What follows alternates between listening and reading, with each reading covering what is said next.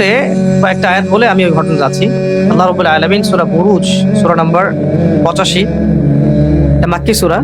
এই সূরার মধ্যে বেশ কয়েকটা ফেজ আছে, অংশ আছে, তার মধ্যে একটা অংশ নিয়ে কথা বলছি। প্রথমে আল্লাহ রাব্বুল আলামিন বলেছেন, বা'দা আউযু বিল্লাহি মিনাশ শাইতানির রাজীম, ওয়াস সামাই যাতিল বুরুজ, ওয়াস সামাই যাতিল বুরুজ। ওয়া এখানে শপথ অর্থে, ওয়াস সামা আসমানের শপথ বা আকাশের কসম, যাতিল বুরুজ মানে বুরুজ বিশিষ্ট আসমানের কসম, বুরুজ বিশিষ্ট আসমানের কসম। অনেক শব্দ হয়তো পরিপূর্ণরূপে বুঝে নাও আসতে পারে, এই জন্য আমি প্রথমে কিছু কিতাব বলেছি, পড়াশোনার তরতিব বলেছি। এগুলো যখন আপনারা করবেন নিজেরা বুঝতে পারবেন ইনশাআল্লাহ। বুরুজ মানে হচ্ছে দুর্গ, দুর্গ, সুরক্ষিত দুর্গ বা মঞ্জিল বা আসমানে তারকা বেষ্টিত যে শক্তিশালী জায়গাগুলো। আসমানে তো কত কিছুই আছে যেগুলো আমরা জানিও না, ওইটা নিয়ে আলোচনা করতে গেলে অনেক লম্বা সময়। এখানে শুধু এতটুকু জানি যে দুর্গ, শক্তিশালী দুর্গকে বুরুজ বলা হয়। শক্তিশালী দুর্গ, মঞ্জিল, অবস্থান, এগুলোকে কি বলা হয়? বুরুজ। আল্লাহ রাব্বুল আলামিন ইরশাদ করছেন, ওয়াস সামাই যাতিল বুরুজ, বুরুজ বিশিষ্ট আসমানের কসম, দুর্গ বেষ্টিত আসমানের কসম। আসমানে দরজাও আছে, আমরা দেখি না। ওয়াস সামাই যাতিল বুরুজ ওয়াল ইয়াউমিল মাউউদ, ওয়াল ইয়াউমিল মাউউদ, প্রতিশ্রুত দিনের কসম, প্রতিশ্রুত দিনের কসম, সেই দিনের কসম যার ওয়াদা করা হয়েছে। কোন দিন? সেটা কোন দিন হতে পারে? এই তো বুঝতে পারছেন। ওয়াল ইয়াউমিল মাউউদ মানে প্রতিশ্রুত দিবসের কসম, মানে কিয়ামতের দিনের কসম। এটা বোঝা যাচ্ছে আল্লাহ রাব্বুল আলামিন যখন কোনো কিছুর কসম করেন সেটা অত্যন্ত গুরুত্বপূর্ণ। আল্লাহ পাক নিছক কোনো বিষয়ের কসম কোশ্চিনকালও করবেন না। এই মাসালাও জানা দরকার যে আল্লাহ রাব্বুল আলামিন তার সৃষ্টির নামে কসম করেন। তা আমাদের জন্য জায়েজ নাই আল্লাহ ছাড়া অন্য কারো নামে কসম করা। মাটির কসম, গাছের কসম, চাঁদের কসম, সূর্যের কসম, এগুলো আমাদের জন্য জায়েজ নাই। কসম যদি করতেই হয় আল্লাহ রাব্বুল আলামিনের নামে কসম। আর একটা হাদিসেও আসছে, মান হালাফা বিগাইরি ইসমিল্লাহি ফাকাদ কাফার, কেউ যদি আল্লাহ ছাড়া অন্য কারো নামে কসম করে তাহলে সেটা হবে কুফরি। ফাকাদ কাফার, ছোট কুফরি, কুফরি আর কি।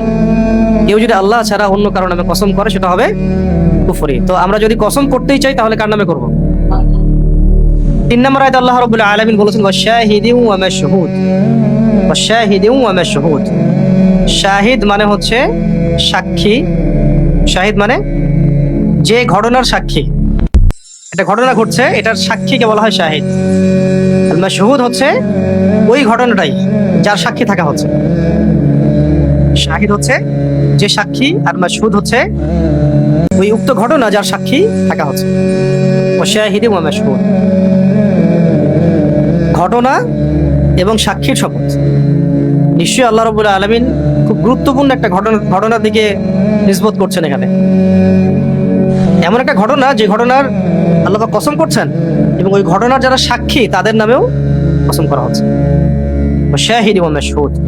এর আগে যে আয়াতটা চলে গেল, ওয়াল ইয়াউমিল মাউউদ ওয়া শাহিদ ওয়া মাশহুদ, তো এই শাহিদ মাশহুদের আরেকটা ব্যাখ্যাও করা হয়েছে যে শাহিদ মানে হচ্ছে জুমার দিন, শাহিদ মানে জুমার দিন, মাশহুদ মানে আরাফার দিন, মাশহুদ মানে আরাফার দিন, এভাবে ব্যাখ্যা করা হয়েছে। কিন্তু এখানে একটা ঘটনার দিকে নিসবত করা হচ্ছে, একটা ঘটনার কসম, এবং সেই ঘটনা যারা দেখেছে, প্রত্যক্ষ করেছে তাদেরও কসম। তাহলে ঘটনাটা কি চারটাখানি কথা? খুবই গুরুত্বপূর্ণ কোনো ঘটনা, যে ঘটনাটা আল্লাহ রাব্বুল আলামিন আমাদেরকে না জানালে আমরা কখনো জানতে পারতাম না। যেমন ফেরাউনের দাসী বা স্ত্রী, যার কথা আমরা বলি আসিয়া বলি অনেকে, যদিও নামটা কিন্তু কোরআনে নাই, তার পরিণতি কি হয়েছিল? হত্যা করা হয়েছে তাকে, তার সন্তানদেরকেও হত্যা করা হয়েছে, এবং তিনি তখন দোয়া করেছিলেন আল্লাহ রাব্বুল আলামিনের কাছে যে আল্লাহ আমাকে জালেমের হাত থেকে বাঁচাও এবং তোমার কাছে নিকটে একটা জান্নাতে ঘর তৈরি করে দাও। আল্লাহ পাক তার দোয়া কবুল করেছিলেন এবং আল্লাহ রাব্বুল আলামিন তার জন্য জান্নাতে স্পেশাল একটা ঘর তৈরি করে দিয়েছে। এবং সেই ঘর দিয়ে যে সুবাস আসছে, এই ঘ্রাণ, সেটা নবী সাল্লাল্লাহু আলাইহি ওয়াসাল্লাম মেরাজের রাতে পেয়েছেন। মেরাজের রাতে তিনি যখন ফিরছিলেন তখন এই ঘ্রাণ নবী সাল্লাল্লাহু আলাইহি ওয়াসাল্লাম পেয়েছেন। জিবরাইল আলাইহিস সালামকে জিজ্ঞাসা করেছিলেন এই সুঘ্রাণ কোথা থেকে আসছে। তো জিবরাইল আলাইহিস সালাম বলেছিলেন এটা হচ্ছে ফেরাউনের সেই দাসী, তার ঘর, যেটা আল্লাহ পাক তাকে জান্নাতে বানিয়ে দিয়েছে। আর ফেরাউনের দাসী যে জান্নাতে গিয়েছে, এটা কি আমরা কোরআন নাজিল না হলে জানতে পারতাম? এই ঘটনা জানতে পারতাম। সিমিলারলি এখানে একটা ঘটনার কথা বলা হচ্ছে, শাহিদি ওয়া মাশহুদ, প্রত্যক্ষ যারা দর্শী তাদের কসম, ওই ঘটনারও কসম। এই ঘটনা সম্পর্কে আমরা জানতে পারতাম না এটা আল্লাহ রাব্বুল আলামিন আমাদেরকে না জানাতেন। এই ঘটনা হয়তো ঘটেছে আজকে থেকে হাজার হাজার বছর আগে, অবশ্যই হাজার বছর আগে, হাজার বছর আগে, আমরা জানতে পারতাম না। এত গুরুত্বপূর্ণ সেই ঘটনা যেটা আল্লাহ রাব্বুল আলামিন কোরআনুল কারীমের মধ্যে নিয়ে আসছেন। এরপরে আল্লাহ পাক বলছেন কুতিলা আসহাবুল উখদুদ। কুতিলা আসহাবুল উখদুদ, কুতিলা মানে হচ্ছে ধ্বংস হোক। অন্য আয়াতেও আছে সূরা আবাসার মধ্যে যে কুতিলাল ইনসানু মা আকফারা, মানুষ ধ্বংস হোক, মানুষ কত বড় কাফের, কি কুফরি না সে করে। কুতিলাল ইনসানু মা আকফারা, মানুষ ধ্বংস হোক, সে কত অকৃতজ্ঞ। কথাটা এরকম আর কি, মানুষ ধ্বংস হয়ে যাক, সে কতই না অকৃতজ্ঞ।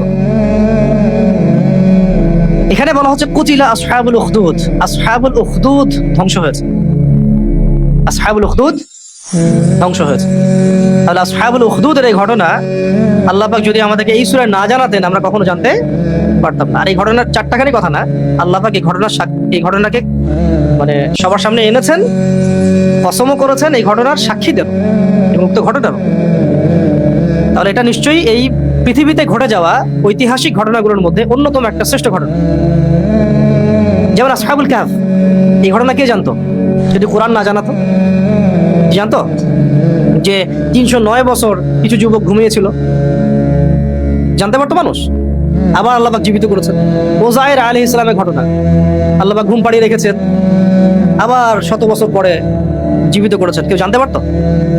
একইভাবে সূরা ইয়াসিনে এক ব্যক্তির ঘটনা আছে, হাবিব বিন নাজ্জার। একটা গ্রামের মধ্যে একাধিক নবীকে পাঠানো হয়েছে, ঈমান আনে না মানুষ। ওয়াজা মিন আকসাল মাদিনাতি রাজুলুন ইয়াসআ ক্বালা ইয়া কওমি ইত্তাবিউল মুরসালিন, তাই না? ইত্তাবিউ মান লা ইয়াসআলুকুম আজরান ওয়া হুম মুহতাদুন। আয়াতটা মনে আছে? এখানে যে ব্যক্তি দৌড়ে আসছে এই ব্যক্তির নাম হাবিব বিন নাজ্জার। দূর থেকে এক ব্যক্তি দৌড়ে এসে ঈমান আনলো, যাকে হত্যা করার পরে পুরো কওমের চিত্র বদলে যায়। আমি পরে আসছি পয়েন্টে। তো এই ঘটনা কিন্তু আমরা জানতে পারতাম না কোরআন আমাদের না জানাতো। এরকম বহু ঘটনা আছে আল কোরআনে যেগুলো আল্লাহ রাব্বুল আলামিন যদি আমাদেরকে না জানাতেন আমরা কখনো এই ঐতিহাসিক ঘটনাগুলো জানতে পারতাম না। এ সুবহানাল্লাহ বলা উচিত, সুবহানাল্লাহ। এই ঘটনাগুলো আমরা জানতে পারতাম। এখানে কুতিলা আসহাবুল উখদুদ মানে আসহাবুল উখদুদ ধ্বংস হোক। কেন ধ্বংস হওয়ার কথা বলা হচ্ছে? তাদেরকে বলা হচ্ছে আন-নারি যাতিল ওয়াকুদ। আসহাবুল উখদুদদেরকে সম্বোধন করা হচ্ছে আন-নারি যাতিল ওয়াকুদ, যে এরা প্রজ্বলিত আগুনওয়ালা ছিল। প্রজ্বলিত আগুনওয়ালা বলতে একটা জায়গায় দাউ দাউ করে আগুন জ্বালানো হয়েছে এবং সেই আগুনে তারা কিছু মানুষকে পুড়িয়ে হত্যা করেছে। আসহাবুল উখদুদ কিছু মানুষকে আগুনে জীবন্ত পুড়িয়ে হত্যা করেছিল। এবং শুধু তাই না, তাদের রাষ্ট্রযন্ত্র, রাষ্ট্রের যে প্রশাসনিক বাহিনী এবং রাজা, তারা চতুর্দিকে গোল হয়ে ঘিরে ওই দৃশ্যটা অবলোকন করেছে, মজা নিয়েছে মানুষকে মরতে দেখে, উঠতে দেখে। এটা আল্লাহ পাক পরের আয়াতে বলছে ইযহুম আলাইহা কুউদ, যখন তারা ওই অগ্নিকুণ্ডের চারপাশে বসেছিল। মানে কেউ জোরপূর্বক কিছু মানুষকে আগুনে ফেলে হত্যা করছে আর কিছু মানুষ গোল হয়ে এই দৃশ্য অবলোকন করছে। ওদেরই লোক, আসহাবুল উখদুদ ওই কওমেরই লোক। দৃশ্যটা একটু চিন্তা করে যে একটা বড় অগ্নিকুণ্ড খোঁড়া হয়েছে, এখানে দাউ দাউ করে আগুন জ্বালানো হয়েছে এবং কিছু মানুষকে সেখানে জোরপূর্বক ফেলে পুড়িয়ে মারা হয়েছে এবং রাষ্ট্রীয়ভাবে এটা করা হয়েছে। তাদের প্রশাসনিক বাহিনী এখানে সহযোগিতা করেছে এবং যারা তাদের সমর্থিত ছিল তারা চারপাশে বসে এই দৃশ্যটা অবলোকন করেছে। চারটাখানি কথা কি, কত মর্মান্তিক ঘটনা, কত হৃদয় বিতরক। আল্লাহ পাক সেটা বলছেন ওয়াহুম আলা মা ইয়াফআলুনা বিল মুমিনিনা শুহুদ, ওয়াহুম আলা মা ইয়াফআলুনা বিল মুমিনিনা শুহুদ। তারা সেখানে বসে দেখছিল যে মুমিনদের সাথে কি করা হচ্ছে। মুমিনদের সাথে যা করা হচ্ছিল আসহাবুল উখদুদ সেখানে বসে বসে ওইটাই দেখছিল। তার মানে যাদেরকে পুড়িয়ে মারা হচ্ছিল তারা মুমিন ছিল, যাদেরকে পুড়িয়ে মারা হচ্ছিল তারা ঈমানদার মুমিন ছিল। তো মুমিনদের সাথে যা করা হচ্ছিল তারা সেটা বসে বসে অবলোকন করছিল, দেখছিল। ইমানের কারণে কিছু মানুষকে আগুনে পুড়িয়ে মারা হয়েছে, আল্লাহ পাক এমনটা বলছে। এবং কিছু মানুষ মেরেছে, কিছু মানুষ বসে বসে দৃশ্যটা অবজার্ভ করেছে। যারা মেরেছে তারাও জালেম, অবজার্ভ যারা করেছে তারাও জালেম, এবং তারা ছিল সেই জালেম রাষ্ট্র এবং সেই রাষ্ট্রযন্ত্রের অংশ। যাদেরকে মারা হয়েছে কি কারণে মারা হচ্ছে? শুধুমাত্র ইমানের কারণে। তারা ইমানদার ছিল এই কারণে। আল্লাহ পাক পরের আয়াতে বলে দিয়েছেন এটা, ওয়ামা নাকামু মিনহুম ইল্লা আন ইউমিনু বিল্লাহিল আজিজিল হামিদ। ওয়ামা নাকামু মিনহুম, নাকামু কথার অর্থ হচ্ছে মানে প্রতিশোধ নেয়ার টাইপের আর কি। মানে ঈমান এনেছে যে মানুষগুলো, তাদের এগেইনস্টে প্রতিশোধ হিসেবে, হয় না এটা কি বলি, প্রতিহিংসা বশত, ক্রোধ বশত, ঈমান আনার কারণে তাদের এগেইনস্টে ক্রোধ বশত, প্রতিহিংসা বশত, প্রতিশোধ গ্রহণের স্পৃহায় তারা এই মানুষগুলোকে হত্যা করেছে। কারা? আসহাবুল উখদুদ। আল্লাহ বলছেন ওয়ামা নাকামু মিনহুম ইল্লা আন ইউমিনু বিল্লাহিল আজিজিল হামিদ। তাদেরকে শুধু এই কারণেই মেরে ফেলা হচ্ছিল, তাদেরকে শুধুমাত্র এই কারণেই পুড়িয়ে মারা হচ্ছিল বা তাদের থেকে প্রতিশোধ নেওয়া হচ্ছিল যে তারা মহাপরাক্রমশালী এবং মহাপ্রশংসিত আল্লাহর প্রতি ঈমান এনেছে।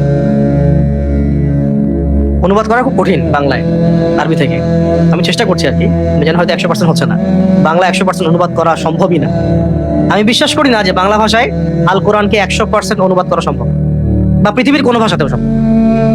এটা আমি বিশ্বাস করি যে আল কোরআনকে পৃথিবীর কোনো ভাষায় শতভাগ অনুবাদ করা সম্ভব এমনটা আমার বিশ্বাস নাই।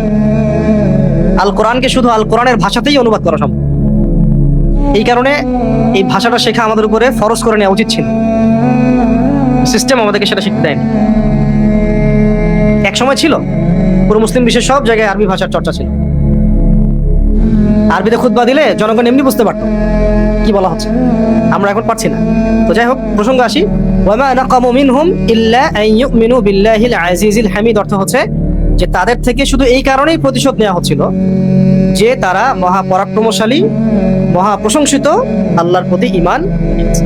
বুঝতে পারলাম যে ঈমান আনার কারণে, শুধুমাত্র ঈমান আনার কারণে একটা বড় অংশের মানুষকে, তাদের সংখ্যাটা আমরা পরে জানবো, একটা বড় জনগোষ্ঠীকে জীবন্ত অগ্নিকুণ্ডে জোরপূর্বক পুড়িয়ে মারা হচ্ছে।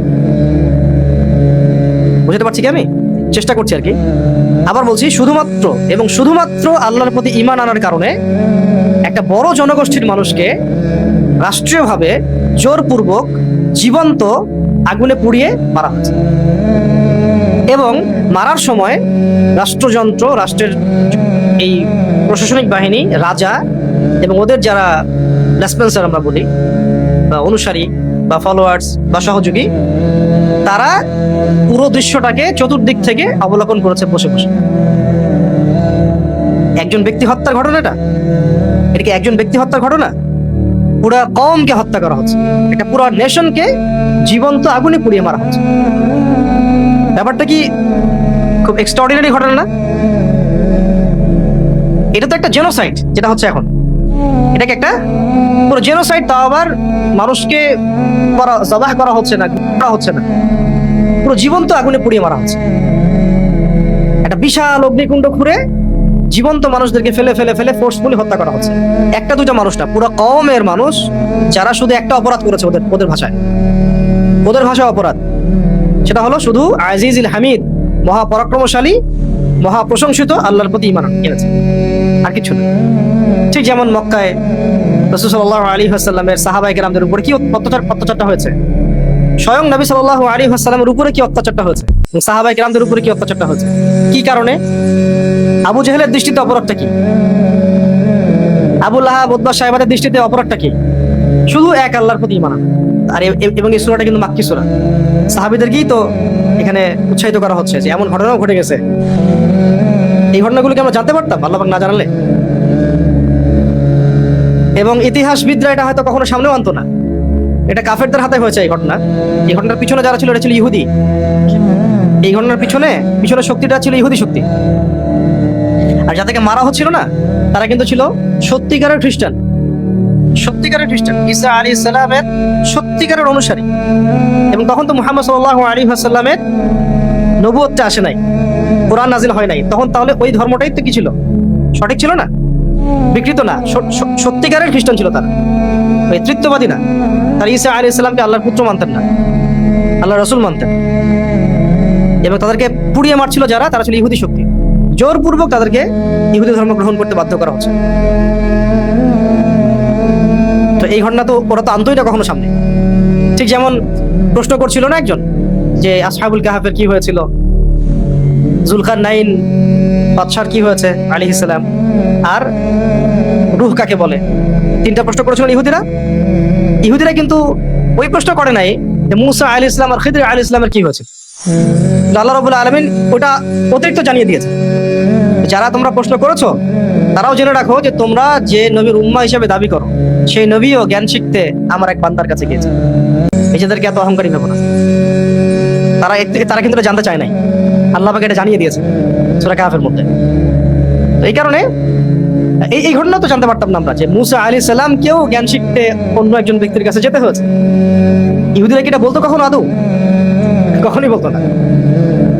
যাই হোক, এরপরে আসেন যে আল্লাহ পাক বলেন আল্লাযী লাহু মুলকুস সামাওয়াতি ওয়াল আরদি ওয়াল্লাহু আলা কুল্লি শাইইন শাহীদ। কোন আল্লাহর প্রতি ঈমান আনার কারণে তাদেরকে পুড়িয়ে মারা হচ্ছে? যে আল্লাহ রাব্বুল আলামিন আসমান সমূহের মালিক, যে আল্লাহ রাব্বুল আলামিন আসমান সমূহের মালিক এবং এই জমিনের মালিক, এবং আল্লাহ রাব্বুল আলামিন প্রত্যেকটা বিষয় সম্পর্কে সূক্ষ্মদর্শী। শাহিদ মানে এখানে শুধু সাক্ষী না, আল্লাহ পাক সাক্ষী প্রত্যেকটা ঘটনার এমন না, এবং আল্লাহ রাব্বুল আলামিন প্রত্যেকটা ঘটনা সম্পর্কে বেশাক্ত সাক্ষী আছেন এবং সূক্ষ্মদর্শী। শাহিদ মানে এখানে কি? সূক্ষ্মদর্শী। কোন আল্লাহর প্রতি ঈমান আনার কারণে তাদেরকে পুড়িয়ে মারা হচ্ছে? যে আল্লাহ রাব্বুল আলামিন আসমান সমূহের মালিক এবং এই জমিনের মালিক, এবং যিনি প্রত্যেকটা ঘটনা সম্পর্কে সূক্ষ্মদর্শী। আচ্ছা, এরপরে আল্লাহ পাক বলছেন ইন্নাল্লাযীনা ফাতানুল মুমিনিনা ওয়াল মুমিনাত, নিশ্চয়ই যারা মুমিন পুরুষ আর মুমিন নারীদেরকে ফিতনায় ফেলেছিল। ফিতনায় ফেলেছিল মানে হচ্ছে ওই ঘটনার দিকে নিসবত করা হচ্ছে, আগুনে পুড়িয়ে মেরেছিল, কষ্ট দিয়েছিল।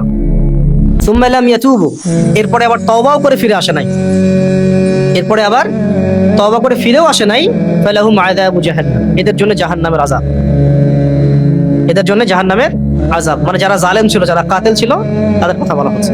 ওয়ালাহুম আযাবুল হারিক, এবং তাদের জন্য আছে সেখানে দহন যন্ত্রণা, মানে চামড়া পুড়ে যাবে, নতুন চামড়া দেয়া হবে। আগুনের দহন যন্ত্রণা অপেক্ষা করছে তাদের জন্য। কাদের জন্য? কাদের জন্য? যারা পুড়িয়ে মেরেছিল ওই মুমিন নারী পুরুষদেরকে। নিশ্চয়ই যারা ওই মুমিন নারী এবং পুরুষদেরকে ফিতনায় ফেলেছিল, অর্থ হচ্ছে পুড়িয়ে মেরেছিল, তাদের জন্য আছে দহন যন্ত্রণা। ও আরেকটা কথা মিস হয়ে গেল মাঝখানে, যে একটা কথা মিস হয়ে গেছে, সেটা হচ্ছে নিশ্চয়ই যারা ওই মুমিন পুরুষ আর মুমিন নারীদেরকে ফিতনায় ফেলেছিল, ফিতনা মানে বললাম আগুনে পুড়িয়ে মেরেছিল, এরপরে তওবা করেও ফিরে আসেন, মানে তওবার একটা সুযোগ আল্লাহ পাক দিয়েছিলেন, তওবা করেও তারা ফিরে আসে নাই, তাদের জন্য আছে জাহান্নামের আযাব এবং দহন যন্ত্রণা। আর ইন্নাল্লাযীনা আমানু ওয়া আমিলুস সলিহাত, আর যারা ঈমান এনেছিল এবং সৎ আমল সম্পাদন করেছিল বা করেছে, যারা ঈমান এনেছে এবং সৎ আমল সম্পাদন করেছে, লাহুম জান্নাত, তাদের জন্য আছে জান্নাত, তাদের জন্য আছে জান্নাত তাজরি মিন তাহতিহাল আনহার, এবং যার তলদেশ দিয়ে নদীসমূহ বা নহরসমূহ প্রবাহিত হচ্ছে। যালিকাল ফাওজুল কাবীর, এটাই হচ্ছে সবচেয়ে বড় সাফল্য, এটাই হলো সবচেয়ে বড় সাফল্য। এইটুকু হচ্ছে সূরা বুরুজের একটা অংশ। পরের অংশটা আমরা আজকে আলোচনা করছি, এই অংশটুকু নিয়ে কথা বলছি। এই অংশটুকুর মধ্যেই আল্লাহ রাব্বুল আলামিন একদল মুমিন এবং মুমিন পুরুষ এবং নারীর কথা বলেছেন, যাদেরকে শুধুমাত্র আল্লাহর প্রতি ঈমান আনার কারণে জীবন্ত আগুনে জোরপূর্বক পুড়িয়ে মারা হয়েছে, রাষ্ট্রীয়ভাবে পুড়িয়ে মারা হয়েছে, পেশি শক্তি কাজে লাগিয়ে, প্রশাসনিক বাহিনী দিয়ে জীবন্ত, ভাবেন বিষয়টা, জীবন্ত পুড়িয়ে মারা হয়েছে শুধুমাত্র এই অপরাধে যে তারা আল্লাহ পাকের প্রতি ঈমান এনেছে। কোন আল্লাহ? যে আল্লাহ রাজত্ব হচ্ছে আসমান সমূহে, জমিনে, যে আল্লাহ প্রত্যেকটা বিষয় সম্পর্কে সূক্ষ্মদর্শী, তাদের অপরাধ এতটুকুই, ঈমান আনা, শতাবদ্ধ। এই ঘটনাটা যখন ঘটেছে তখন আমরা কেউ ছিলাম না, যাদের সামনে কোরআন নাজিল হচ্ছে সাহাবায়ে কেরাম এবং মক্কার অধিবাসীরা, তারাও কেউ তখন জীবিত নাই। আল্লাহ পাক এই ঘটনাটাকে এত মানে যত্নের সাথে সংরক্ষণ করেছেন যে তার সবচেয়ে শ্রেষ্ঠ কিতাবের মধ্যে সেটা নাজিল করে দিয়েছেন। এবং কিয়ামত পর্যন্ত মানুষকে জানিয়ে দিয়েছেন যে এমন একটা ঘটনা ঘটেছিল। আর ওই মানুষগুলো আল্লাহর কাছে কত প্রিয় যাদেরকে সেদিন পুড়িয়ে মারা হচ্ছে। সময় চলে গেছে, শতাব্দীর পর শতাব্দী চলে গেছে, এটা আল্লাহ রাব্বুল আলামিন ভুলে যান নাই। মানুষ ভুলে গেছে, আল্লাহ পাক তাদের আত্মত্যাগ ভুলে যান নাই, আত্মহতি ভুলে যান নাই। বরং কিয়ামত পর্যন্ত এই ঘটনাকে আল্লাহ পাক অমর করে রেখেছেন। যারাই পড়বে কোরআন এই ঘটনা পেয়ে যাবে। কিন্তু এটা হয়তো কোনো ইতিহাসের বইয়ে নাই, কোনো ইতিহাসের বইও কিন্তু নাই হয়তো এই ঘটনা। আমরা কি জানতাম এটা? আজকে জানলাম। অনেকেই হয়তো এটা যখন মানুষ জানবে, অনেকেই বেশিরভাগই হয়তো ঘটনা জানে না। আসহাবুল উখদুদ কাকে বলে, কেন ওদেরকে ধ্বংসপ্রাপ্ত বলা হবে, তাই না?